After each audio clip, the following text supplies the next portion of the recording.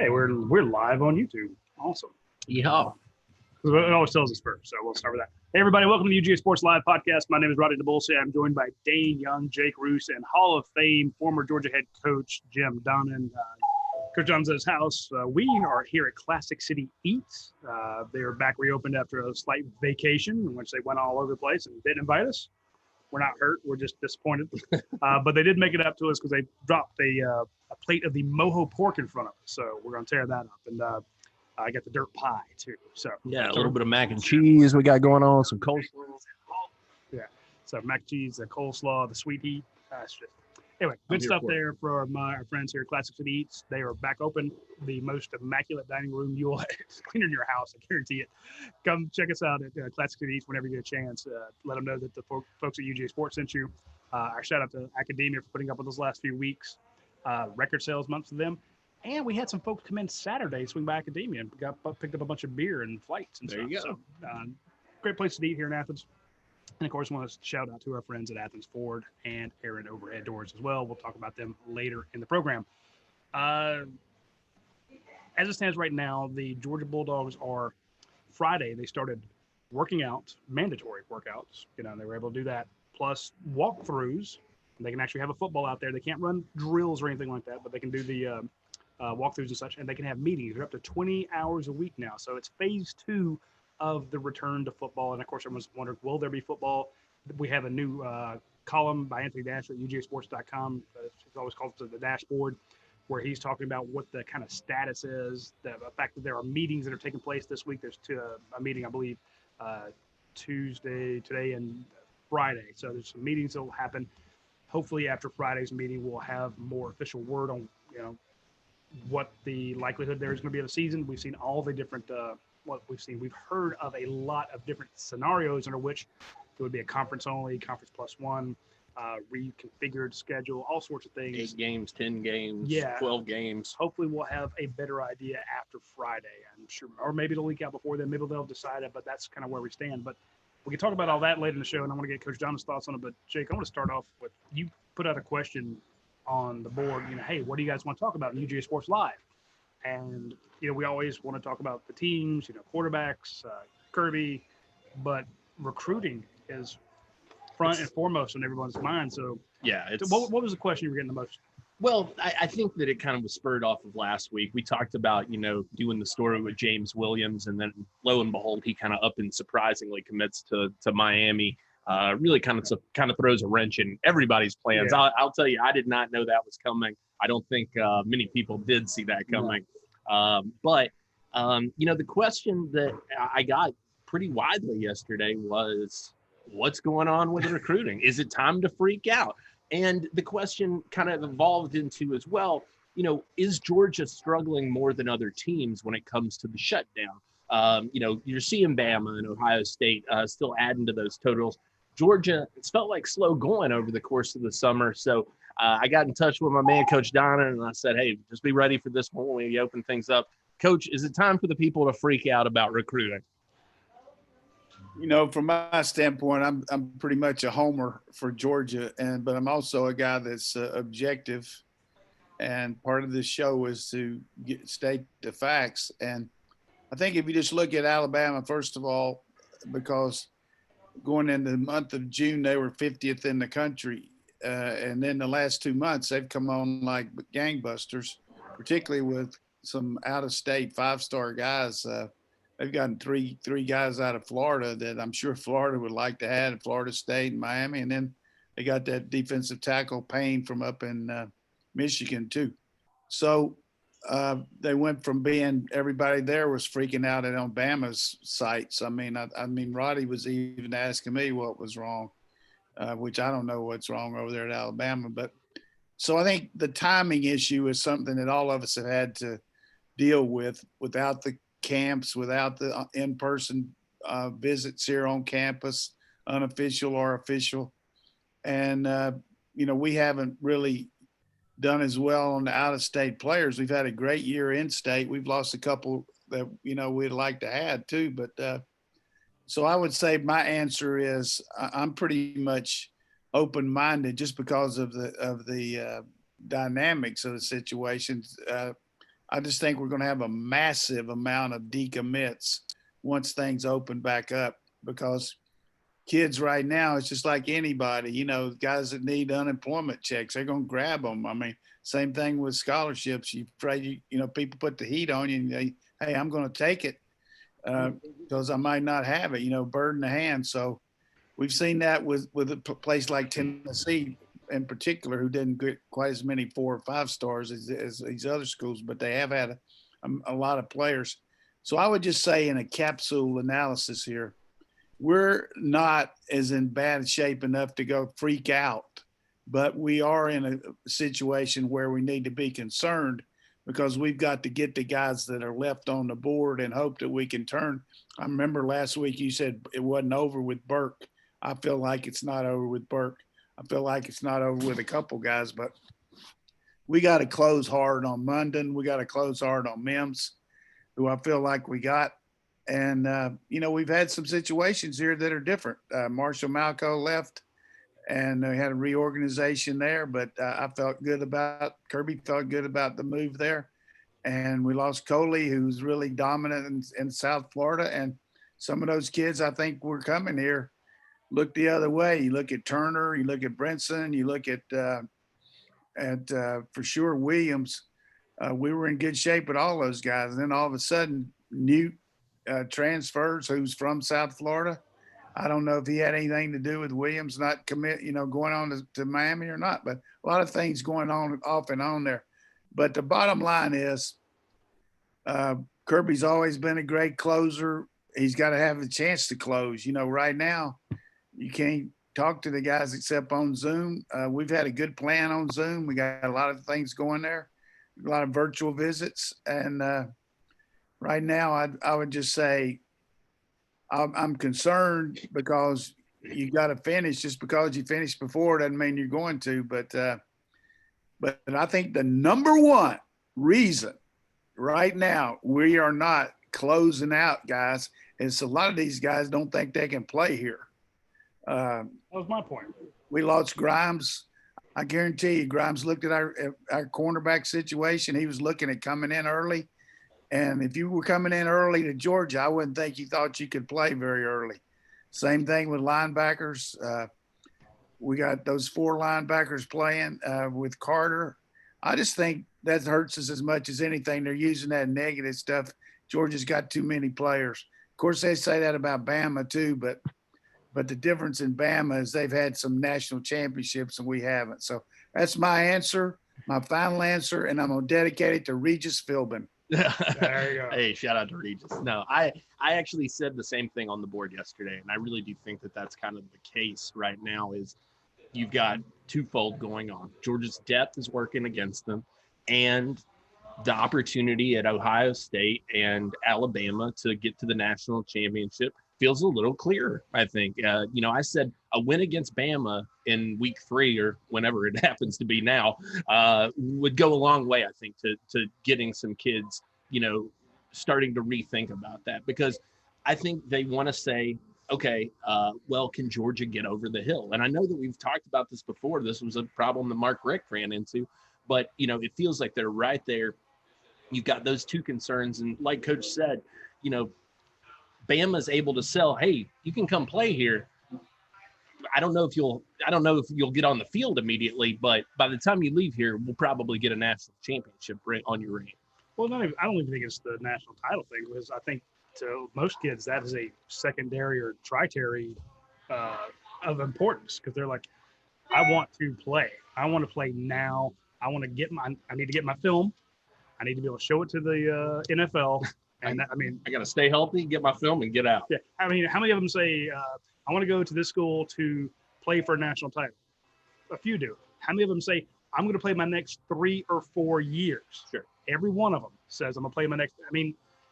Right in their commitment in their commitment speech or whatever, right before you say no interviews and respect my decision, you say 3 or 4 years, Yeah. And so if you're like, well, I'm going to play 3 years, I want to play now so I can show what I can do, So when you look at Georgia, you're like, well, yeah, I'd love to play there, and Kirby's going to take him to the title. I mean, he's already done it. He's got him to the championship once. They're up and coming. If you sit down with Kirby Smart, and you don't believe that he's going to play for a national title again, then I don't know what you're drinking, because these kids believe it.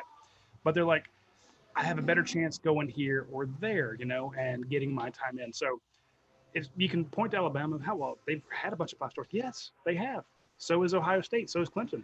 But Kirby has won the recruiting title the last 3 years in a row. So when it comes down to 1A and 1B, you're Georgia and Alabama, and you're trying to split hairs, you're Georgia and Ohio State, Miami. If you're James Williams, like, I can stay home. I'll be a hero in this community. I can go to Georgia, but, man, I walk on to Miami, I'm starter first day. Sure.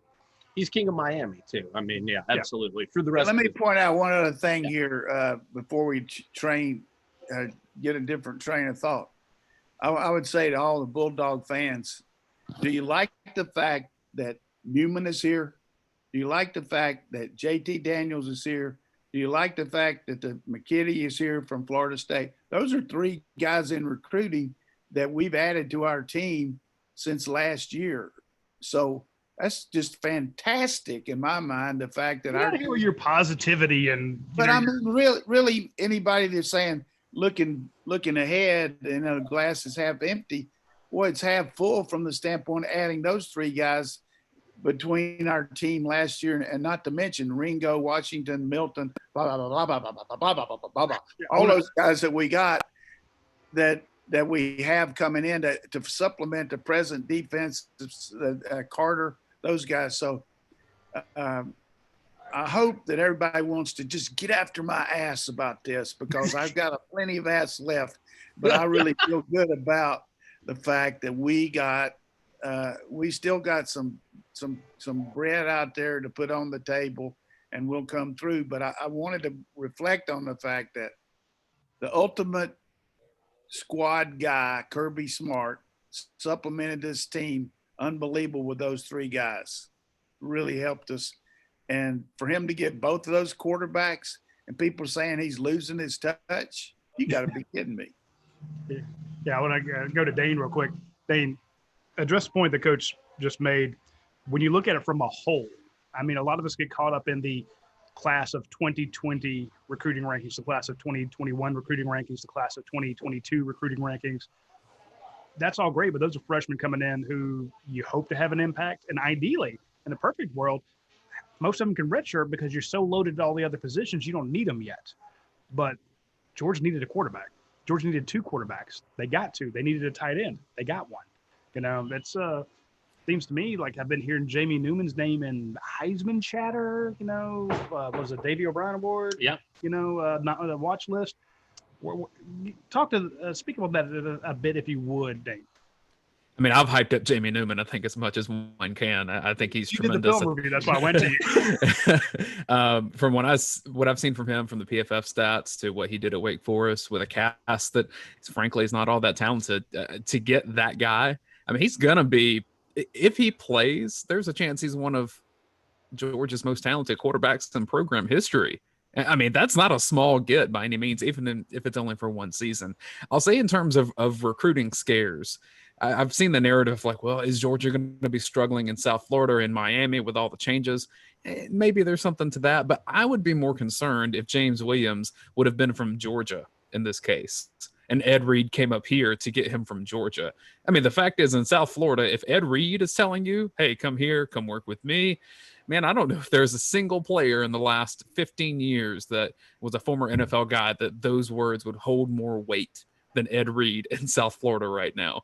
But the fact that Kirby Smart's been able to get Jamie Newman from a Wake Forest, go to California and get Kendall Milton, get Keely Ringo, get Darnell Washington. When you look at the breadth of what's happened in the last year, James Williams, that losing out on him, yeah, it kind of stinks a little bit for Georgia, but it's not indicative of a wider problem at this stage. If anything, it's just that it's kind of the perfect storm that in a pandemic year, Ed Reed is keeping a guy in South Florida that maybe otherwise would have gone somewhere else.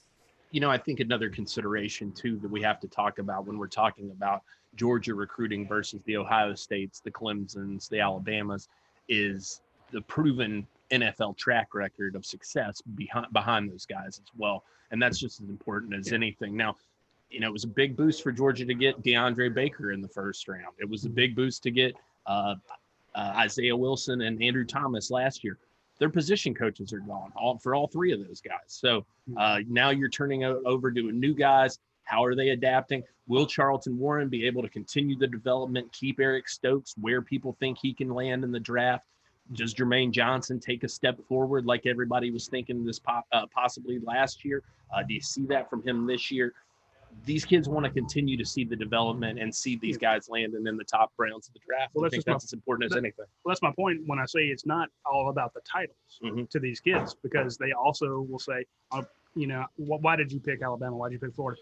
They put these guys in the league, and that's what they're saying about Kirby now. So, but when you look at, Georgia had 4, 5, 6 players drafted, and Alabama has 8, 9, And the percentage of first and second round versus overall draft. And Georgia's doing a great job pointing out, look, these players signed for $54 million this year, right.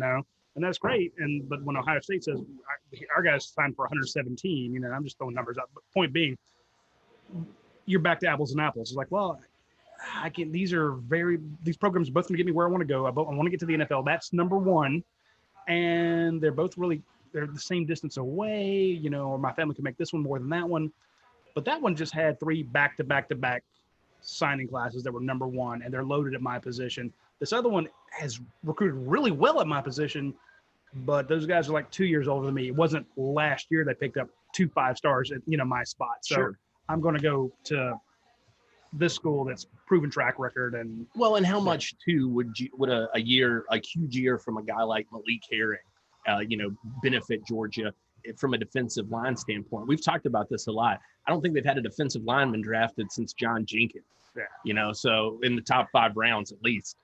So I think that it's a situation too where, if you're one of those guys, if you're a defensive lineman, you're looking for that next great guy to come out of Georgia before you say, yeah, this is where I feel like I can go and develop and see it through. And when Trayvon Walker goes and Jordan Davis exactly. goes. Right. Yeah. That's going to suddenly shift things a little bit. Good point. I'll tell you a guy that knows something about defensive linemen getting drafted, and he's on this call with us. What does Coach Donnan know about defensive linemen? Come on. Dave, one thing about it, I've always felt like, the great ones are like dinosaurs. Hard to find them that the big, strong can run and do all that. But I feel like we got one in our sophomore class in Walker, and then Carter coming in. I've told you about how good he is, but you gotta have the, anybody can usually pick out the great ones, but you got to really work hard. There's not a lot of big kids that can run like that, and you got to be real careful in your selection. But I would say this about our defense too, is the fact that, defensively, we're creating a kind of a mindset around the country of being similar to what Kirby had early on at Alabama when they just stoned everybody. Last couple of years, Alabama's given up a lot of points. So since they lost Kirby and Pruitt, so I don't know what's going to happen with their defense, but regardless, you look people now and these lists come out and show top 50 players in the country. Alabama has 5 or 6 right there in the first 20. We got LeCount listed in there, but we got some guys I think should be in the top 50 too, Stokes and some of these other guys on offense too. But it's all subjective, and it's all I think we've hit this horse enough that probably no need to talk about it anymore because we only got 40 minutes left. We got to go over. Well, if you're short on time, I want to tell everybody to swing by our friends over at Athens Ford, the best dealership you can swing by. They have a $250 off coupon, so that on your way over there, call up on the web. Well, have your passenger do it. Don't do it while you're driving, but have someone bring up the Athens Ford website, get the $250 off coupon on any vehicle. Walk in with that in hand. They're going to give you $250 just to buy a vehicle out there. I would like to take credit for that, but we had nothing to do with it. That's just there's them taking care of you.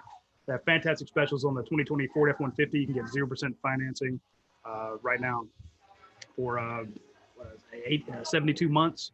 0% financing for 72 months on the 2020 Ford Explorer. So if you want a Ford F-150 or an Explorer, you get it for 6 years. 0% financing for qualified buyers. Of course, everything you get is going to have a lifetime powertrain warranty on it. Any of their pre-owned vehicles under 80,000 miles will have a lifetime powertrain warranty on it. So if you just want security and peace of mind and secure times and a time where we're worried, get your vehicle there. You don't have to worry about it. And again, if you need service on your vehicle, you can say, hey, look, I don't need to buy a new one. I just need this one serviced. I'm having an issue. Best service bay that you'll ever see. Huge, immaculate, cleaned, free drinks, great Wi-Fi. Not that, Wi-Fi, you're like just trying to check your voicemail or your email and you can't get it to download. I think that's gaming Wi-Fi out there. Not to say that I played any games while I was waiting, but I would say it is high-speed Wi-Fi. That's fantastic, and they take great care of you. And again, they're doing all the social distancing. It is a immaculately clean place to wait while they work on your vehicle. You drop it off touchless. They do a great job. So shout out to our friends at Athens Ford for taking care of the folks in the community. They do a ton of charity work, and I appreciate that as well because we can all use a little charity in these times. Agreed. What do you want to go to next? I think that, like we said, we talked a little bit about James Williams. Obviously, that was a surprise last week. What wasn't a surprise if you watched the show was the commitment of C.J. Washington in the 2022 class. Is it Cedric or C.J.? Well, he goes by both. He uses both. Now, he's in our database as Cedric, but he goes by C.J. as well. So I flip back and forth between the two. He doesn't seem to mind. But I'll tell you, if you haven't watched this film, go check it out. Really fun film to watch. I've liked Mike Farrell's comparison on this kid. Said he reminded him of a little bit larger Ernie Sims. So that's pretty telling stuff. But great work as a running back for them. Crazy balance. That's what gets me. I read about that a lot in the what it means piece that we did. Is just the way that kid's able to keep himself upright is very, very impressive. So. I know other commitments coming up or people are looking for. Brock Bowers is done now with his visits, finished up that Washington visit last weekend. I think that he's one to watch for now. Amarius Mims, middle of August. So we're right around the corner from that as well. Weeks. 2 weeks. Yeah. I think that there's just, there's a lot on the table and, it's going to be interesting when the season fires up, but on the recruiting front, there's a lot to go. There's a lot to feel optimistic about. I think we're about to get a run of guys that will excite some people. But Washington doesn't count on our recruiting though, because that's not this year. Ha ha ha. Yeah. That's true. Yeah, you're only coming out of the gate with two Rivals 100 guys in the class for 2022 to start Kirby's things lost off. it. Marquis, Gribs, Killabrew, a deadly cornerback, and then I really like this kid too. I always go back to the guy that had the most balance to me was Noshawn Marino. You'd see he's running, people just, hit him right in the legs, try to knock his knees out from under him, and his hips would just swerve up. I like a guy jumping over a hurdle. He just moves his legs out of the way, keep running. Of course, he could also fly. That never hurt. But so give me a guy with great balance. Absolutely. He can play running back he's going to play inside linebacker for Georgia, right? Yes. Yeah. I think that's the plan right now. So at 6'2", 230 right now. Well, I'm just saying, rising junior. We have those guys who they try to cut block and stuff like that. They dive at the legs, and he's just going, I got this, All right, we do have a couple of questions. Basically, you show me a guy that's on the ground, and I'll show you a guy to get you beat. There you go. Yeah. That's all I'm saying. Elko Dog with a real good one here. He's calling straight for the coach. He says, Coach, if UGA versus Bama is the opener for the Dogs, how do you like Georgia's secondary against Bama's wide receivers? I know that's going to be a one that's on everybody's mind. Jalen Waddell and Devontae Smith, two of the best in the country. Georgia breaking in a little bit of young depth there with Lewis Seen, and then Eric Stokes. You got Eric Stokes. You got Richard LeCount back there. Tyson Campbell, 5-star. DJ Daniel rotating in. How do you like that matchup, Coach? I think it's a good matchup for us. Because of the quarterback situation, you just don't know. Mac Jones is a good player. We don't know if it'll be him or the young guy from California. What's his first name? The quarterback. Is it Bryce Young? Bryce Young, yeah. So I think that's going to be heavily involved. They've got a really good offensive line, so our pressure package is going to be important. You just can't cover these guys all day. So it looks like, to me, that the first game is going to be based a lot on special teams, how we react. We got a new kicker, They've got always had some problems there, but I like our matchup there. I think the big matchup for them is how they going to stop us with their defense. They got Moses back now, but they've given up a lot of points, against Auburn and LSU. They just got stoned. So we'll see how that works out. But I like that matchup. I think our secondary match is probably among the best in the country. And Georgia's receiver depth will help against Alabama in attacking them, because Alabama has Patrick Surtain, who is a shutdown corner, one of the best in the country. It gets a little iffy on their depth chart after him. Yeah, I mean, it's been iffy for a couple of years back there for their secondary. I mean, they got a lot of visual coverage, like, hey, who has that guy? I mean, but they don't. We'll see how that works out, but that'll be one of the biggest openers for any teams. I mean, I don't think you can ever think of too many games where you're fading out on us, Coach. Highly ranked teams play the first game, but I know Bama's talking about trying to get BYU in there for Southern Cal, and I don't know what we're going to do about Virginia, but I think the ACC tomorrow is going to say whether they're going to have the conference +1 situation. So if that happened, our +1 would be Georgia Tech for them. But that Bama game's looming large, and it could be after September 19th. It could move it back to October. You just don't know. I think what happens with this Major League Baseball and NFL football is going to have a lot to say about what we can do here in college. Well, I'm glad I don't have to make that decision, because there's no right or good. Yeah, if you say yes, we're playing, then you're a monster, and you want kids to die. If you say that we're not going to play football, then you're the person who took away these kids' futures, for making it to the NFL, and you're not following science or whatever. I mean, it's both sides claim to follow the numbers. Both sides can make a good point about it. My point being, whether it's football or classes, or going back to school, it's a no-win for the people that have to make the decision. So our understanding and prayers for their continued mental health for the people who are stuck in these situations. It's a trying time for everybody, and I hope we can all have a little empathy and a little understanding, no matter which way it comes down. If they're going to play, then hey, you hope for the best and do your try to help out. If they're not going to play, then don't beat up the people who made the decision. I'm playing, but I worry about the people that make the decisions, because it's just not fair to say, hey, you have to make a decision, and whatever you do, we're going to yell at you about it. I got a question for Dane here. Since he's so involved with the faculty over at UGA, among the faculty, what are you hearing on startup day, and what's up for us? Is there any consideration at all about going online, or at what point will they decide that?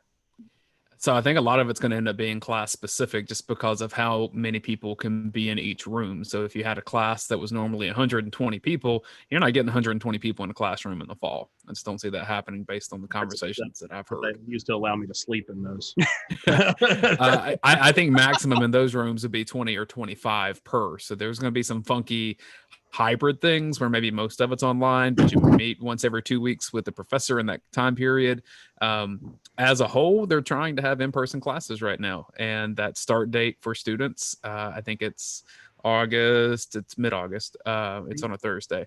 I think that's set to go right now. Phase 3, where all faculty and staff can return to the buildings, is set for August 10th. So that's coming up here and, just around the corner. So we'll see. There's a lot of things to be planned out from this point, and there's a little wait and see when crowds get back. But right now, in-person classes as much as possible is what they're trying to do. I've seen a lot of people speculate on will there be fans, will there not be? I actually think that it's kind of will be one of the sacrifices that the schools make. Is like, look, we're going to play football, but we're not going to have fans in there, just like the baseball teams are doing, saying, look, just to cut down any chances. Although when you think about it, how often do the players even come anywhere near the fans? They don't. Sure. But at the same time, you don't need the fans getting together, and you may not be rushing the hedges this year. Right. But the idea being, so look, here's one of the things that we can do to I don't say appease people, but to say, look, to show that we're serious about this, we're going to give up the gate, for these people coming in. It's interesting you say that because Trent Smallwood actually just put in our group chat from Cleveland.com's Nathan Baird. Ohio State has informed football season ticket holders 2020 attendance will be capped at 20%, face coverings required, and no tailgating. Yeah, so that's what I'm saying. Yep. So I think you're going to see a situation where either, and even that may, that's for now, they may decide to go up or down on the percentage. I could definitely see the same thing happening at Sanford Stadium. I say all that to say this. It doesn't matter because we're going to have our watch-along shows if there's football. So if we have a football thing, you'll have Coach Donna and myself, Dane Young, maybe Brent and whoever. We will have our watch-along show. Invite me. No, you'll be working. No. I'll be facing the pandemic head on. Yes. And be hanging out in Coach Donna's. But Roddy, frankly, even if there aren't games, we'll probably rewatch some old games or something and get some unique commentary from Coach and maybe some players, right? Oh yeah, sure. That would be fun. I'm just saying, we'll put on some of the games from last year prior, Georgia's best games, Georgia's worst games. We'll put them on and we'll have commentary. So we'll have something for everyone to do. But just saying, point out that the watch along, I think a lot of people probably try to copy us this year. Good luck with that. We got Dane the Master back there pushing all the buttons. You can't keep up with him. We've had some new investments in technology that should help us out. So just be advised that we will have the watch-alongs. Should be a fun show to have. Speaking of fun things, if you need something to eat, I want you to swing by Classic City Eats. Try this mojo pork. Try the mac and cheese. Try their coleslaw. Still, Classic City Eats, they still do the chicken the same way. That's delicious.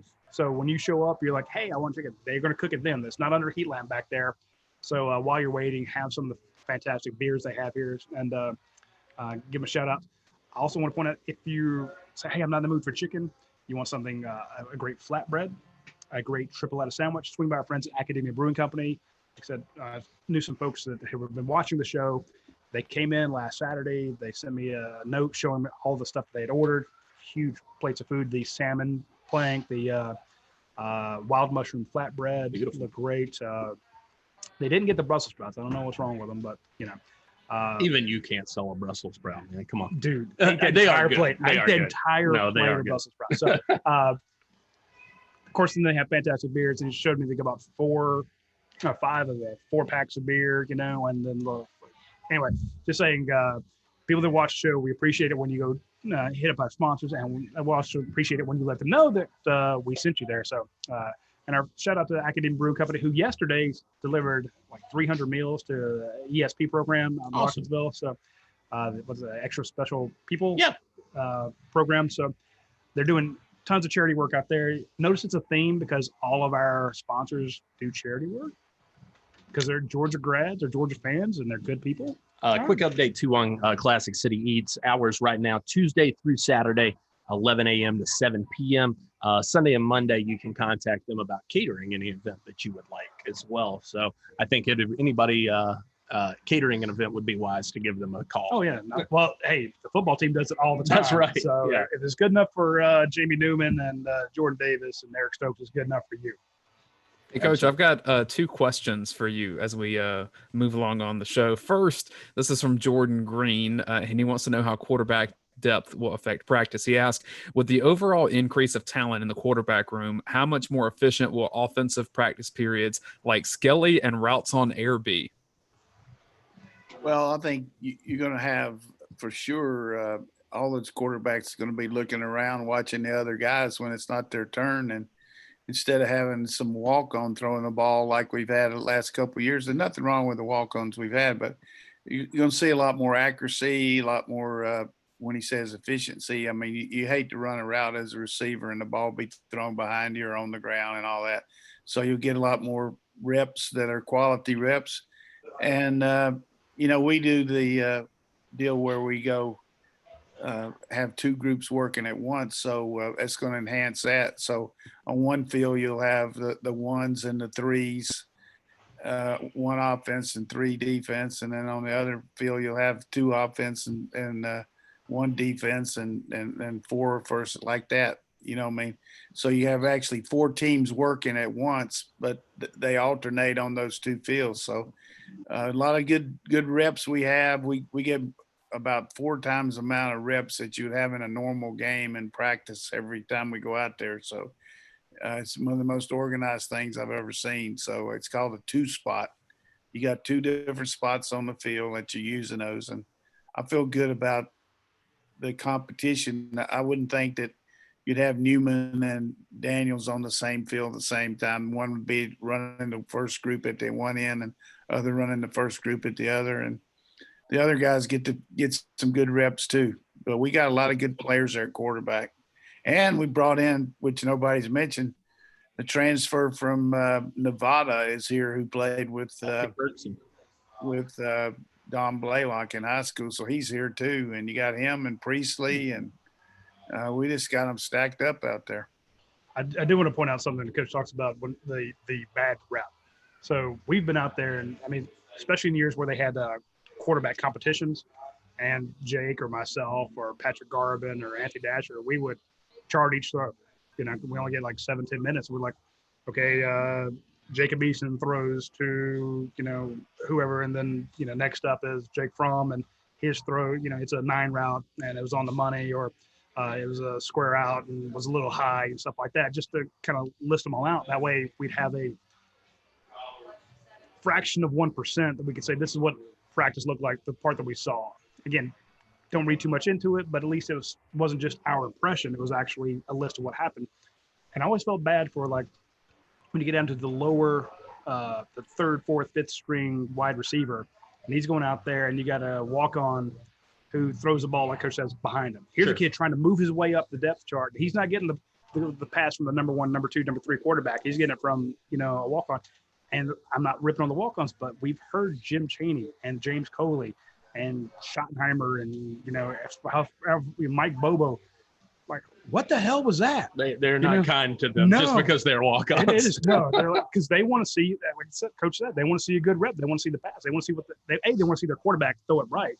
And then, you know, Tony Ball's over there freaking out, you know, that, hell, going back to Coach Eason, you know, saying, why is that pass garbage? You know, you're making my wide receiver look bad. He can't get better if you can't throw it where it's supposed to be. So do like the idea of having just loaded quarterbacks. And you got to think that the biggest beneficiaries are going to be the Tommy Bushes that Coach mentioned last week, you know, the guys who were all these freshmen, you know, the Jermaine Burtons, you know, Aaron Smith, when he gets back, it's like, you know, hey, I may be the 4th group going when we go 2 at a time, but I'm gonna get a good pass. So yeah, sure. No, absolutely.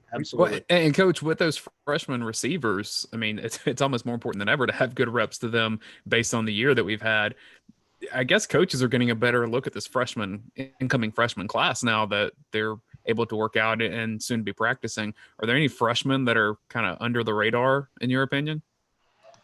Yeah, I think, well, the one thing you can't see them do is throw and catch the ball. I mean, unless somebody tells them how it looks, you know, some manager, trainer, that's just, you can't stay out there when they're doing 7-on-7 and things like that. But they do instructional things. And the reason they use a ball now is because teams will try to get out of the way, out of the rule by using a towel, like, you know, to simulate the ball. You know, so it's hard to snap a towel in the shotgun. So they're letting them do that. But for instance, say we're doing a walkthrough and we're 3-by-1 formation. We're practicing the motion. We're practicing the shifting. We're practicing the step on your blocking, you know, where you step to, the receiver takes his release, and everybody just simulates a play, but you can't actually throw the ball to them. But as far as 2 guys that I think that we haven't heard a lot about that I feel, you know, one of the things with all the time I try to look at these tapes of these guys in high school. I really think Kimber is a guy that's probably being overlooked because of the amount of corners we have, and with Ringo getting so much pushing off. But I really like Kimber's style. I like the way his length is. I think he's going to help us on special teams. He might get redshirted, but, you know, he can play in 4 games. Let's don't go to sleep on Kimber. And the other guy would be Rosemary. I just think the guy's size and his been in a good league, playing in the upper level there in Florida. I think he can make a pretty good impact pretty quickly along with Robinson. Whereas we've talked about Robinson, Smith, and Burton and those other guys, but watch out for Rosemy. I think he might move maybe quicker than the others. Well, and the thing about Marcus is I guarantee he's going to find an early fan in Kirby Smart with the hands that he's got. He doesn't miss a lot of balls, and he's a very physical and big, capable blocker. And I think that both of those things have proven to get you some love from the Georgia coaching staff. He blocked. Yeah. All right. Big shout out to our friends at Aaron Overhead Doors. I tell people to go to their website all the time because that's where you can actually schedule a appointment and tell them when you are free. They'll come out. Also, they will come out and they won't charge you anything. And then they'll come out and say, hey, here's what it's going to cost. This is what we'll do. Satisfaction guaranteed by those folks. But let's say that you were in a situation where you need work done on your house. You need a repair. You need an installation. You need a replacement. And say the money's tight. Well, just as we mentioned with our friends at Athens Ford with their 6-month financing, Aaron Overhead Doors has 0% financing for 12 months on doors and motors for qualified buyers only. Approval is through Greenski Financial. They do not, Aaron Overhead Door doesn't get access to your financial data. It goes through Greenski, but you can get 0% financing for 12 months on doors and motors. Or if you really want to spread it out, they have a reduced rate for 84 months. So if you need to go, hey, we need to go 7 years, which, some of these people are putting in 3 or 4 or 5 because they do commercial work now. So you need 5 garage doors for your commercial bays, and you need all the bay stuff that the Aaron Overhead Door can provide you with. You can finance it over that much. You don't have to do one huge chunk all at once. Also, again, we mentioned charity. Our friends at Aaron Overhead Doors give a 5% discount for teachers, military, and first responders, and anybody over 65. They give a 10% discount to anybody who's a UGA fan. So just saying that and of course they also each year they go out and find somebody in their community that needs work done on their house, on their garage door, and they do it for free. They have the people who work there. Again, these are employees. And everyone puts up a recommendation, and they pick one, and they take care of it. And they've been recognized for their charity work. So shout out to our friend Ryan Lucia and his folks there in Overhead Doors for sponsoring our show and just being a damn good human being. I love those folks. They're just good people. All right. So we talked about, some surprise guys. Coach, I'm glad you mentioned Jalen Kimber because, again, I think a guy who didn't get enough love probably in last cycle because of Keely Ringo. Just because of Keely Ringo. I mean, he was overshadowed huge by him. People forget Jalen Kimber participated in the Rivals Fastest Man Challenge alongside Keely Ringo. And I believe he ran like a 4.45. So he's no slouch when it comes to the speed either. I know that everybody fastest freaking secondary in the world. But, we talk a lot about depth, and that's a good thing. Coach mentioned this earlier in the show, and someone mentioned it over on the board at UGASports.com. Terciops actually talking about maybe some underrated concerns going into this season. Are there some areas that you look at and you say, maybe this is a point where Georgia needs to keep an eye on? He asked, do you think that field goal kicker may be one of the most underrated concerns going into this year? What do you think, Coach? I'm not sure whether you mean what underrated means, and it mean like we're not putting enough emphasis on the fact we got a new kicker. We're not worried about it enough. I guarantee Kirby's worried about it. I always worried about the kickoff. I mean, the guy's golden. A guy can kick a ball off in the end zone, or money in the bank, kicking field goals and extra points. I mean, it's just it's definitely a high rating as far as how's this guy going to be. Now you look at him on film, you watch him kick the ball. He's got a power leg. I understand he looks good so far here. We got Camarda who can do it if he can't. He can kick off and kick field goals. A lot of teams like Oklahoma had a guy that did everything. So that's definitely a high concern for me, and I'm sure it is for our team. But I would say we got a new offensive line. We don't have anybody that's played running backs got over 300 yards for us. We got 2 new quarterbacks. We got a tight end, and we maybe have one guy that caught a pass. Did Fitzgerald catch a pass last year? Fitzpatrick catch a pass? Not one I remember. So I'm checking.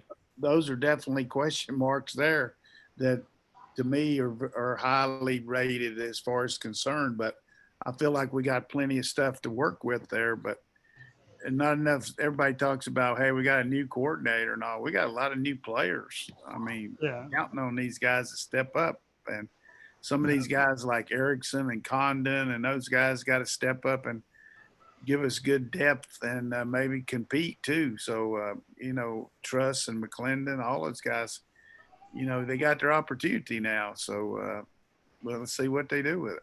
John Fitzpatrick had a 22-yard catch against Murray State, his only catch of the season. Good job. So we got a lot of firepower coming back there. Those tight ends are good-looking kids, and Washington and Goey and all those guys, they look good. Fitzpatrick, and of course McKitty had a lot of catches for Florida State. So we'll see how that works out. Knowing Tertiop's a guy that does great service for the University of Georgia, UGA alum. I know what his thing is. He's kind of like me. It's like, we know here are our issues. What's the one we're not worried about that we need to be thinking about? And he just kind of, we got special teams. Special teams are fine. No, you lost Rodrigo Blankenship, the guy who, I was usually tweeting during the kickoff because I knew the ball was going to go into the end zone. Sure. So I'm down there. Whereas in years past, you're like, okay, you focus on the deep guy who's going to get it and how's he going to run it out. Or I'd focus on Trayvon Walker running down on the kickoff coverage team just because it's fun to watch a 290-pound defensive tackle come flying upfield as a wham back or something, So, but yeah, we took that for granted. No. I'm sorry. Right. I think Coach was saying good question. I think the running back depth it's there, but it's unproven, like Coach said. I think you're going to see a lot to have to be proven from those running backs, past Zamir and James Cook. And even you could say that those two haven't carried the load in a way that would be anything worth proving themselves so far. Yeah. And so, you're looking at guys like Dejan Edwards getting in there for some reps, or Kendall Milton as a true freshman as well. So, there's a lot to be proven at running back. Yeah, I think too that one that we don't talk about a lot just because of the depth they've been able to amass there is the offensive line and the transition that's going to go through this season, replacing a left tackle who was a top 10 pick in the NFL draft, of taking another guy, who's another first-round pick at your right tackle. Those bookend guys, not easy to replace those guys. They don't grow on trees. Jamari Salyer, we feel very confident about his abilities. Xavier Truss, we've heard great things. Broderick Jones, we know is a young star. But that's a lot to live up to for those guys as well. So we don't want to talk about the big scary stuff. Let's talk about the small scary stuff. But hit us up with something else. Ronnie Brown, our good buddy on the board, he wants to know, he says, good to see everybody together. He says, how many top 3 classes in a row do you need before people relax with Kirby in charge of recruiting? That's a fair question, Ronnie. But he asked this one of Coach. He says, is there an O-lineman that you feel might surprise and steal a little unexpected playing time, especially with a new coach at that position in Matt Luke? Anybody that could maybe see a little bump in favor for having the new coach there? Who's answering that? Oh, you are, Coach. I think Ronnie Brown got a hole-in-one last week, somebody said. Congratulations, Ronnie, if that was you. Saw it on Facebook. I think that was him that did it. Maybe it wasn't. I want to see video. I don't trust it.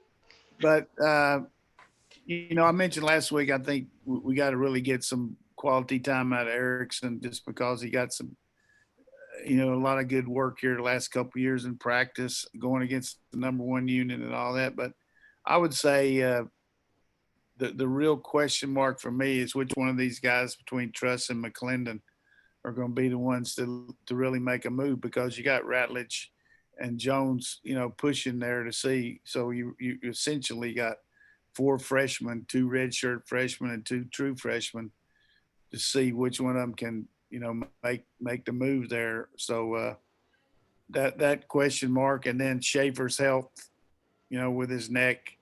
If he's okay and Cleveland doesn't get any injuries, we should be okay at guard with the guys we got. We don't talk about Clay Webb, the 5-star. True. He's a center. He's playing center. Which is funny because a tough row to hoe there. Yeah, but you got him and Van Pran That's three pretty dang good centers there. Mm-hmm. Boy, and Van Pran looks like $1 million. I don't know if you've seen the videos of him training in this offseason, but he has really, really reshaped his body in a good way. Well, we saw him in February. I mean, it wasn't like he was ever out of shape, No, but he looks like an SEC ready to go lineman now. I saw him in. Of course, he was on walking boot in February, and he's like, "I'll be fine. I'll be fine." I'm like, okay, but yeah, the guy was. He told me cut some weight then. I think he was playing a little basketball and stuff. So, I mean, just in February, he's in good shape. So, wish we could have seen him again, but things hit. Such is life. Yeah. Hey, Coach, I wanted to ask you about crowd noise because I know so much in practice goes toward getting ready to play on the road in front of crowd noise. And if that's not there, are there any concerns about signals being heard from the other sideline if it's an empty, cavernous stadium?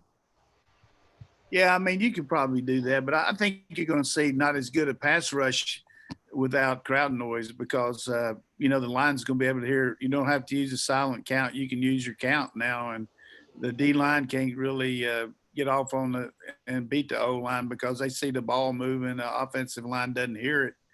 I mean, it doesn't hear anything because you're using the silent count. So you're not going to see quite as many sacks, I don't think, without fans. I think it's a tremendous advantage for the defense, crowd noise, just because, they can really make a move on it. They can come in there and now you're not going to hear anything except maybe Kirby yelling out there, play cover 2, switch to cover 1. Who's in the alley? But I know when I was coaching at Oklahoma, we had this one coach that was the prophet of doom on the sideline. Watch a screen, watch a draw, watch a screen. He watch everything, How can you watch all that? But the guy that was on the boundary. Defensive coaching, yes. There you go. The guy that was on the boundary, the corner on the boundary, for 2 quarters, got his ass chewed up and down. And he was so glad when the quarter was over because the other guy, we didn't play boundary and field corner then, but they were so glad that they switched over where the other guy was closer to him and he was going to be yelling at him the whole time. It was just incredible. And I know one thing I used to try to do, and sometimes it worked and sometimes it doesn't. But, a guy, when I was on the field, I was usually in the press box when I wasn't a head coach, but I'd be standing down on the sideline and then, let's say a wide receiver, Jake, you're going against Roddy, and Roddy's the corner, and maybe Roddy might be the linebacker. We might put somebody else out there corner. Come on, give me something. But, you're thinning up into a DB. Yeah. I would say, hey, I said, you can really beat this guy deep. And the guy's thinking, well, is he going to go deep? And we throw the comeback. But, hey, this guy's not going to hit you very much. You need to go on and be physical with him and all that. And these guys will look over. You're just playing psychological game with them, But didn't do that a whole lot. But once in a while it would work. And, I think Dane brings up a good point because having been on the sideline since 1993, I'm dating myself there, I've heard many, many things that don't make it into the TV broadcast. But Yes. Jake's been down there, we're going on 6 years now? Yep. So he has heard some interesting things as well. A lot of that stuff is covered up by crowd noise and, guys like Dave McMahon who's working in the truck, who's like, oh, turn off that mic on this coach and let's bring up the crowd noise mic. And, you're hitting all the buttons. Dane's been a producer. He's heard it. Dane's been down there filming things. He's like, oh, can't use that in my recap or my 30-second hit after the game. I got to cut out the cursing there. You might hear a lot of things slip on a broadcast without fans in the stands that they might have to have a delay button, or just a bleep button. I think you might as well just go ahead and mute those guys. There's no controlling what they especially in the heat of battle. And I say just mic up Scott Cochran. Just go ahead and go that far. I'm sorry, I didn't mean to cut you off. No, What'd you say? I just said mic up Scott Cochran. Just go that far with the broadcast and just be ready to roll. Okay. Can you imagine if they're going over the coaching responsibilities and they're having a staff meeting and they're talking about, okay, here's the guys. This is what we're going to do. Coach Lanning, you're going to be on the field. Coach Munkin, you're going to be in the press box. Blah, blah, blah. Coach Cochran, you're going to be in the press box. What? Press box? Me? I can't get in the press box. I got to be on the sideline. They're going to have to add padding to the press box if they try to put him in there. And bulletproof glass. Put him in the parking lot. So, I mean, Kirby Smart has, of course, a get-back coach. Sure. Who's going to be Cochran's get-back coach? It may be Kirby. Feel for him. I don't know. Some poor kid who signed up as a student assistant. They had to take one of the strongest guys over there, and Sinclair, the strength coach, to bring Kirby back sometimes. Yeah, for Cochran, they may just want to get a cattle prod. That's going to be reps for the redshirted players for their strength training. They really should have like 3 guys on a rope. Yeah. It was the greatest visual, but I thought that is a good question. What are you going to be able to hear and stuff? And I didn't even think about the fact that the offense, without all that fan screaming and stuff. I mean, Kirby's at least 3 times in his tenure has come out, and one of the first things he's given credit to was the Georgia fans. It's not like, hey, my guy threw an amazing pass, where we had this guy ran for 200 yards, or we had 5, stops in the backfield. He's like, first and foremost, I want to give, that's a great game. And thanks to our fans who showed up early, usually on a big recruiting weekend to really impress the kids who are walking around before the game. He's like, thank you guys for being in your seats often, early and often and being loud. And I didn't really think about the fact that without, if you're only down to, like I said, Ohio State's going to have, 20%, if Georgia does the same, you're not going to have that same ability to screw with the offensive line. So, yeah. This is why we have Coach on the show. He brings up stuff we never even thought of. Yes. Plus, that's the only reason any of you watch. So that's the other reason we have him on the show. That's wrong, but it is. I do feel like everybody's going to adjust there with the, you won't have to use a silent count near as much, in a visiting stadium. I mean, you can be able to hear your signals, even if you have 20% of the people. You'll be able to do it. Yeah. Do want to give a quick shout out to our friends at Your Pie. They have a new pizza at Your Pie.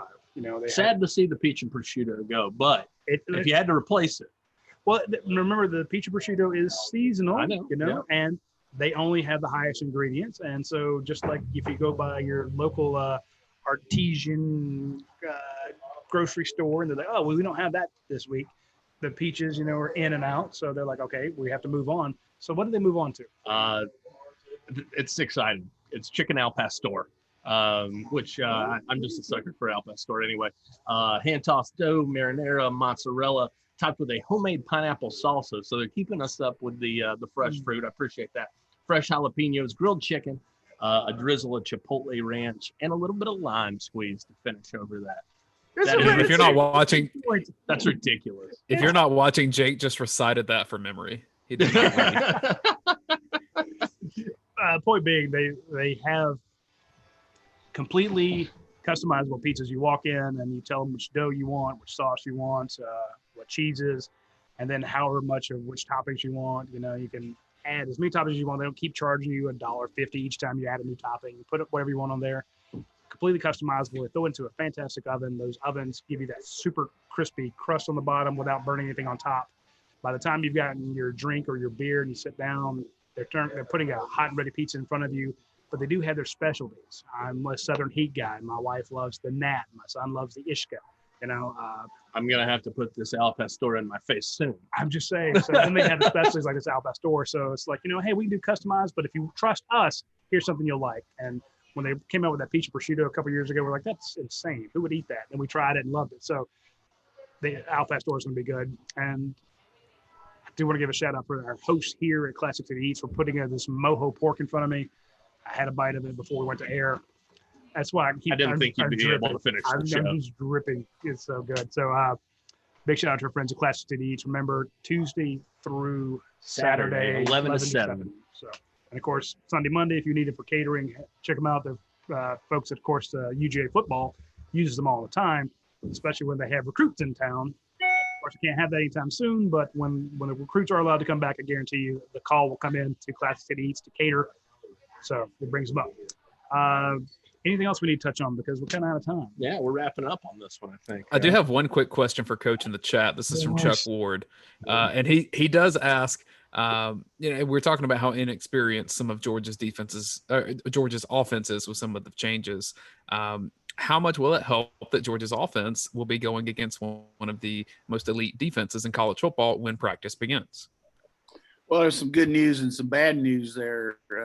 The good news is you're going to go against guys in practice that probably not going to see anything much better in any game. But the bad news is these guys don't care about the fact that you're young and inexperienced and all, and it's hard to get a good evaluation on how good you are, because they're going to make you do a lot of things you don't want to do, make you play left-handed, and hopefully Kirby will cut them back a little bit and let our offense get some, get their feet under them a little bit. But it's going to be difficult for the offense to establish itself early, because you got so many veteran players and so many athletic guys that, and you're trying to evaluate your passing game, and Nolan Smith beats the right tackle on a speed rush. And what do you got there? You don't get to see the ball launch. You don't see the guys running the routes or anything. So hopefully we're going to do some half line stuff where half the line's live and half's dead, and, stuff like that. So you can really evaluate the 11 on 11, and a lot of segmented stuff.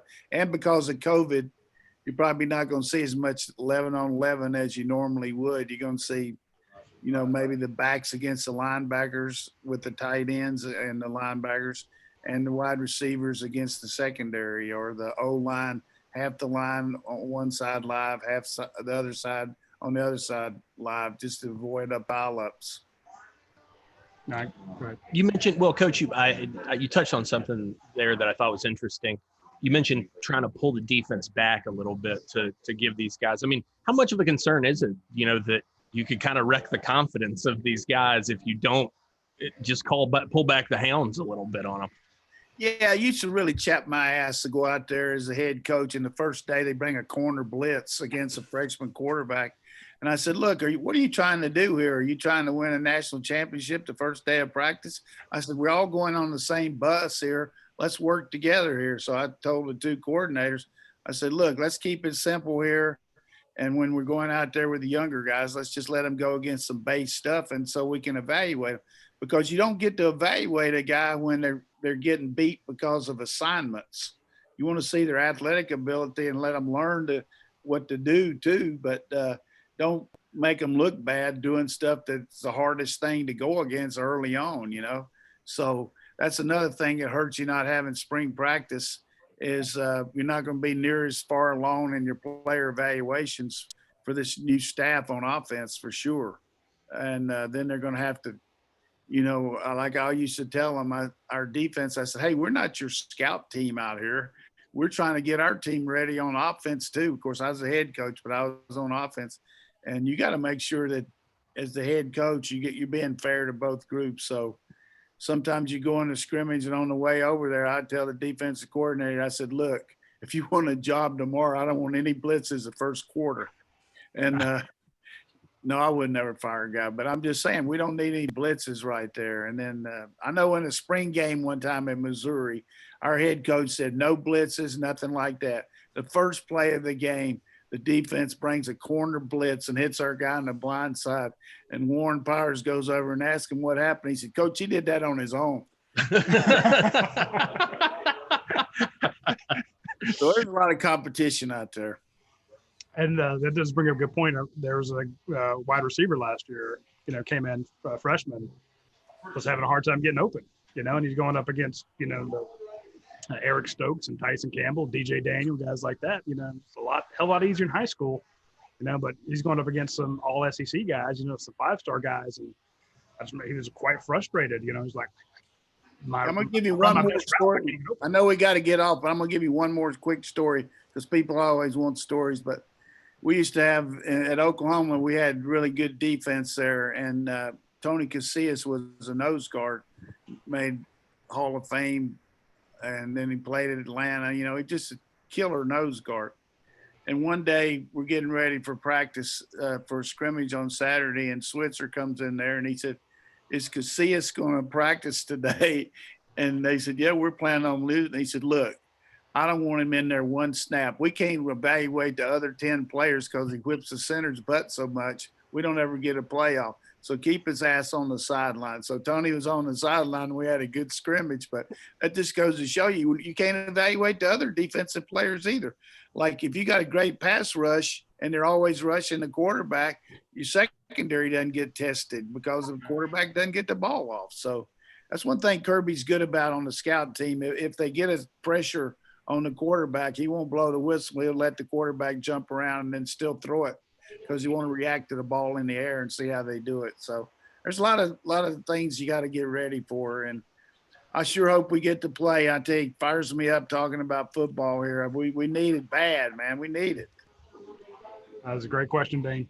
And with that question, we will wrap up the show. We will be back next Tuesday. Hopefully, we'll be in August at that point, and hopefully we will be able to say phase 3 is coming in a few days, or hey, here's what the new schedule is going to look like, or something like that, or maybe we'll have some really shitty news to have to deal with. But anyway, whatever happens, be sure to tune in next Tuesday at noon for Dane Young, Jake Roos, and Jim Donnan. I'm Roddy the Bull. Thanks for tuning in to UGA Sports Live. We will talk to you next week.